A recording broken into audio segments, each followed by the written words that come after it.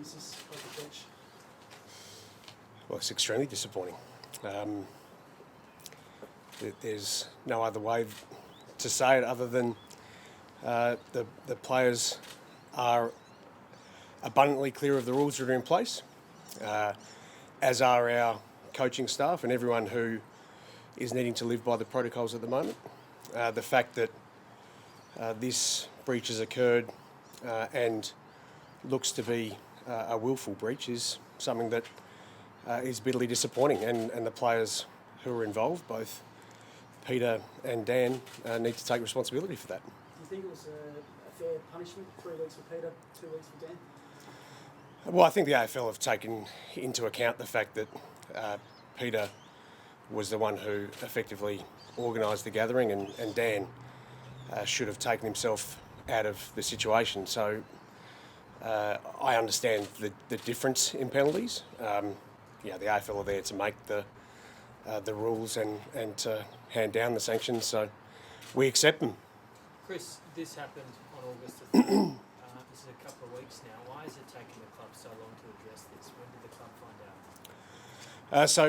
out? The whole process has taken 36 hours from the time that the club was aware to the time that we now find ourselves with the sanctions. So the club becoming aware obviously happened at a point where we made the AFL aware within minutes of being able to find out that there was a potential for a breach to have occurred.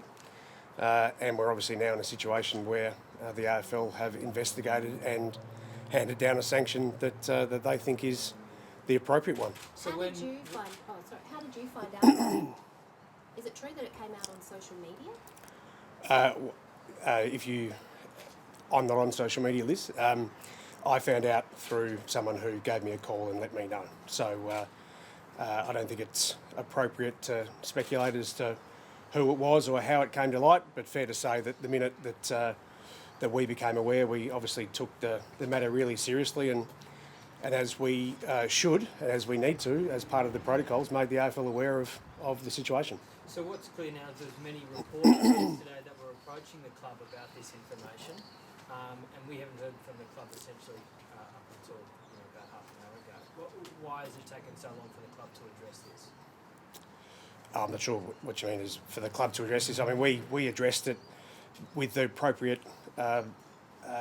jurisdiction, which is the AFL, as I say, within minutes of being made aware of it. So, our responsibility here is to make sure that the AFL are aware.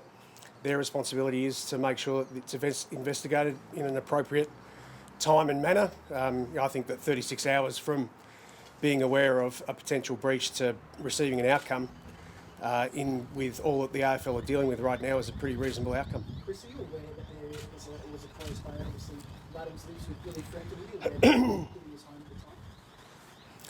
the time? I became aware. I mean, I know that Peter lives with Billy, but let's be absolutely clear for anyone who wants to make this about the Adelaide Footy Club. It's not.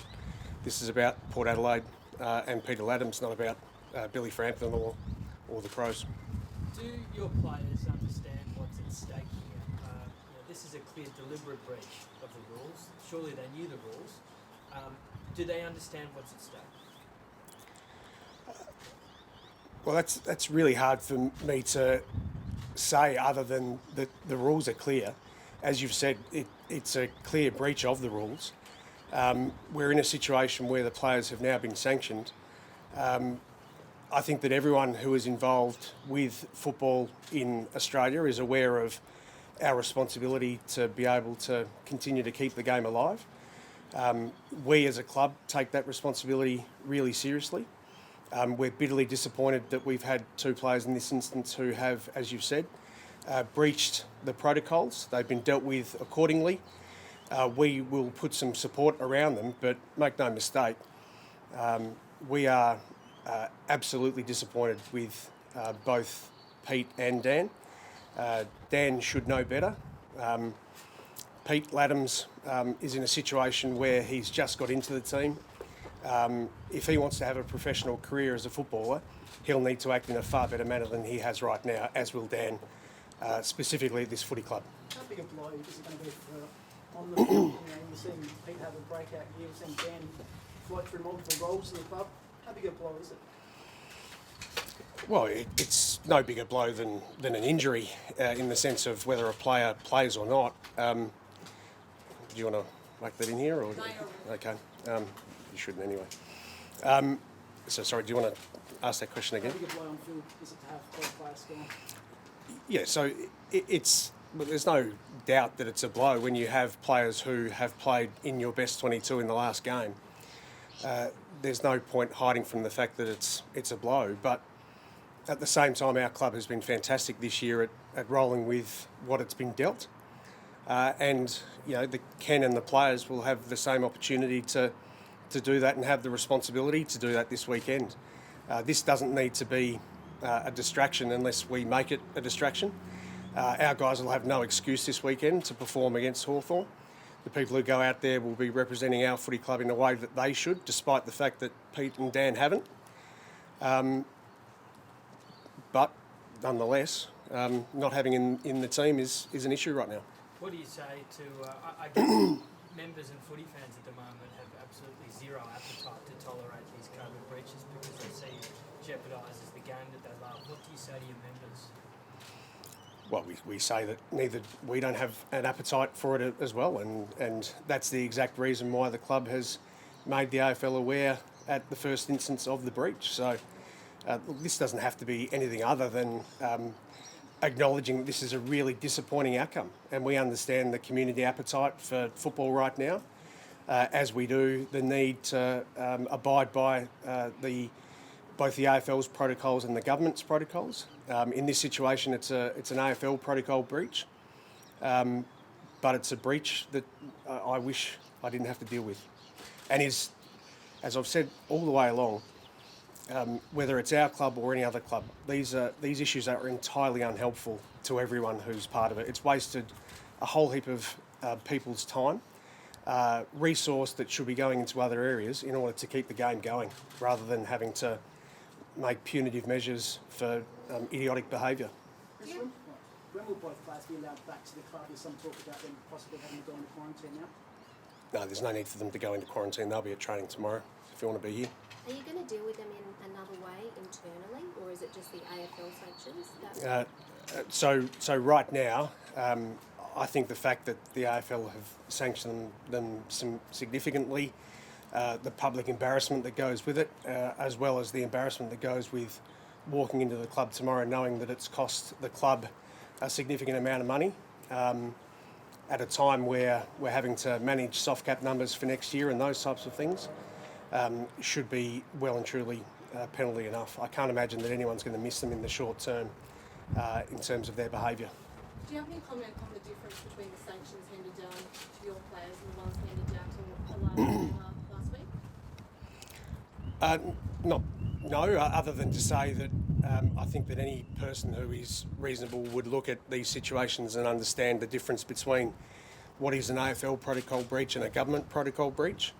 The AFL have been clear in saying that they would deal with each individual breach differently.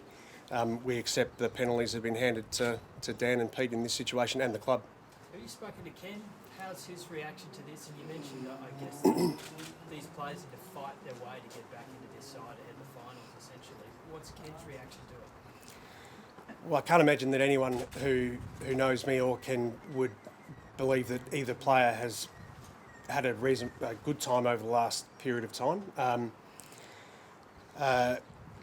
Ken is bitterly disappointed, angry, but at the same time, you know, we don't have time to dwell on this issue other than to say that Ken will deal with the players when they arrive back at training tomorrow, and we as a club will obviously put our arms around the players to support them. But it's reasonable to suggest that Ken is disappointed, but we need to be able to move on in order to make sure that we're absolutely prepared for a game on Saturday against a team who have caused us issues in the past, in a round that is really significant for our footy club, and at a time where we've got a fair bit at stake. Well, they won't be playing AFL. Will they still be playing over the next few weeks? some capacity? We've got an opportunity to test our non-selected players out against other clubs over the next period of time, and the AFL sanction only prohibits them from playing at AFL level. The longer the season goes on, does it become harder for the players to deal with these protocols? I think, Liz, the longer the season goes on, the more opportunity there is for people to make mistakes. I don't think there's any doubt about that, but whether it's now or in 5 weeks' time, it won't be acceptable. Will there be another breach? Maybe not at Port Adelaide, but is it your, looking at your crystal ball, can you see another breach happening? Does it continue to be an issue? I think it would be best for me not to look into a crystal ball right now and to say that, as I said from way back when, that these issues, when they come up, are entirely unhelpful for everyone who has to deal with them. And, again, let's be clear, put both the players' health at risk involved, but also the group here who are part of the footy club at risk as well.